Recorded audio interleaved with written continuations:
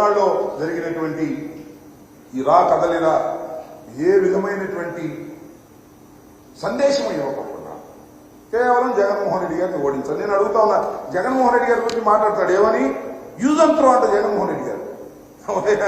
Use and throw అంటే గుర్తొచ్చేది ఎవరికి? ఈ రాష్ట్రంలో యూజ్ అండ్ త్రో చేసినటువంటి నాయకుడు ఎవరు అంటే నారా చంద్రబాబు నాయుడు గారు. అవసరానికి వాడుకుంటాడు, తర్వాత వదిలేస్తాడు. ఇది తెలిసినటువంటి సత్యం అందరికీ. ఎంతమందిని వాడుకుని వదిలేశారు. చివరికి ఎన్టీ రామారావు గారి కుటుంబాన్ని కూడా ఏదో బాలకృష్ణ ఏదో నీ బంధువు నీ కొడుకు పిల్లనిచ్చాడు కాబట్టి ఉంటున్నాడు, కానీ మీ తమ్ముడిని ఏం చేశాం? హరికృష్ణ ఏం చేశాం? నీ తోలుడిని ఏం చేశాం? వీళ్ళందరినీ వాడుకుని వదిలేసి అధికారంలో పోయిన వదిలేసి తొక్కేసినటువంటి యూజ్ అండ్ త్రో పాలసీ తెలిసినటువంటి వ్యక్తి భారత రాజకీయాల్లో ఎవరైనా ఉన్నారు అంటే అది నారా చంద్రబాబు నాయుడు గారు తప్ప మరొకరి కాదని మనం చేస్తున్నాం. అదేమంటే హూ కిల్డ్ బాబాయ్ అని అడుగుతా ఉన్నా.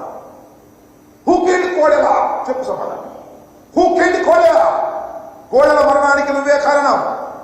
Who killed Vangaveeti Mohan Ranga? వంగవీటి మోహన్ రంగా మరణానికి నువ్వే కారణం. ఈ రాష్ట్రంలో అనేక విధ్వంసాలకు, అనేక హత్యలకు నీ అధికార దాహమే కారణం. నీ అధికార దాహం ఇవ్వడాల నుంచి హింసలు చేసి మ్యానిపులేషన్ చేసి నిలబెట్టుకున్నావు. ఇంకా నీ ఆటలు చల్లనేటువంటి పరిస్థితులు వచ్చాయి.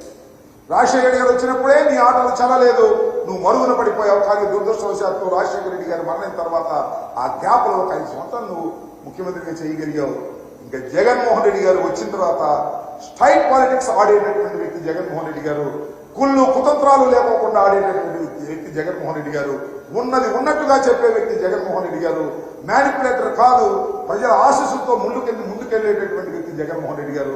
అలాంటి జగన్మోహన్ రెడ్డి గారు పరిపాలన ప్రారంభమైన తర్వాత ఇంకా తెలుగుదేశం భూస్థాపితం కావడం ఖాయమనే విషయం అందరికీ అర్థమైంది.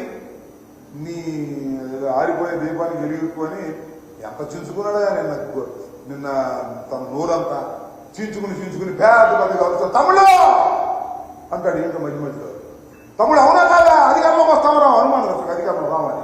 నువ్వు అధికారంలోకి వచ్చేది లేదు, సచ్చేది లేదు.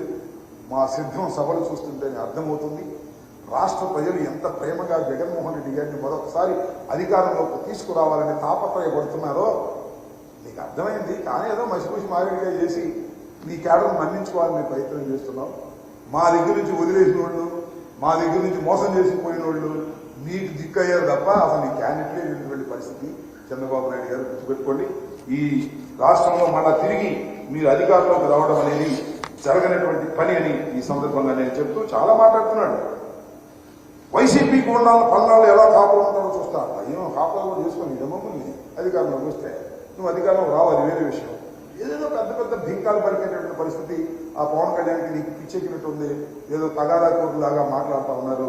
మీ టైం అయిపోయిందనే విషయాన్ని దయచేసి గమనించాలని ఈ సందర్భంగా మీ ద్వారా వారికి తెలియపరుస్తున్నా. ఏమని? తాకట్టులో సచివాలయం జగన్ సర్కార్ మరో రుణం. ఏం పోయిగారు వచ్చినాయా మీకు?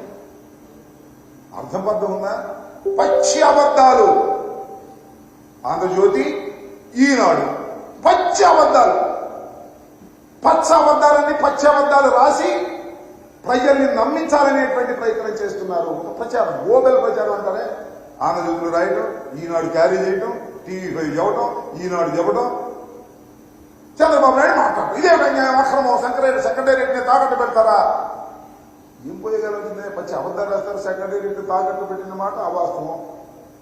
ఏదో మాట్లాడుతూ ఉన్నది. ఇలాంటి పిచ్చి రాతలు, పచ్చరాతలు, పచ్చి అబద్ధాల రాతలు రాసి ఏదో మననే ఎన్నికలకు ముందు జగన్మోహన్ రెడ్డి గారి ప్రభుత్వం మీద బురద జల్లాలనేటువంటి తాపత్రయపడుతున్నటువంటి అంశమే తప్ప ఈ నారా చంద్రబాబు నాయుడు గారికి ఉన్నటువంటి వీళ్ళిద్దరు రాధాకృష్ణ, రామోజీరావు అసలు పత్రికా విలువలే మర్చిపోయారు. ఏదో తప్పని గ్యాస్ రాసేయటం, ప్రజలు నమ్మించాలని ప్రయత్నం చేయడం. కానీ మీ 2 పత్రికలు, మీకున్న 3 టీవీలు, ఈనాడు, ఆంధ్రజ్యోతి, టీవీ5 ఇవన్నీ కూడా జగన్మోహన్ రెడ్డి గారి మీద అబద్ధాలు రాయడం, చంద్రబాబు నాయుడు గారు గొప్పోడు, వీరుడు, సూర్యుడు రాసి పైకి లేపడం, తద్వారా ప్రజల్ని మోసం చేయాలని మీరు అనుకుంటున్నారు. ఈ బండారం బయటపడిపోయింది, ప్రజలకు అర్థమైపోయింది. కాబట్టి జగన్మోహన్ రెడ్డి గారికి వ్యతిరేకంగాను చంద్రబాబు నాయుడు గారికి అనుకూలంగాను ఈ పత్రికలు ఏమి రాసినా ప్రజలు నమ్మడానికి సిద్ధంగా లేదు.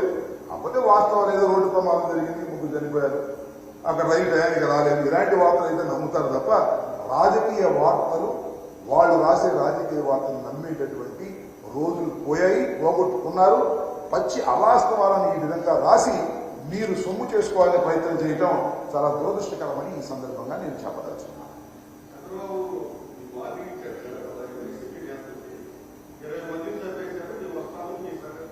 ఏమంటాడు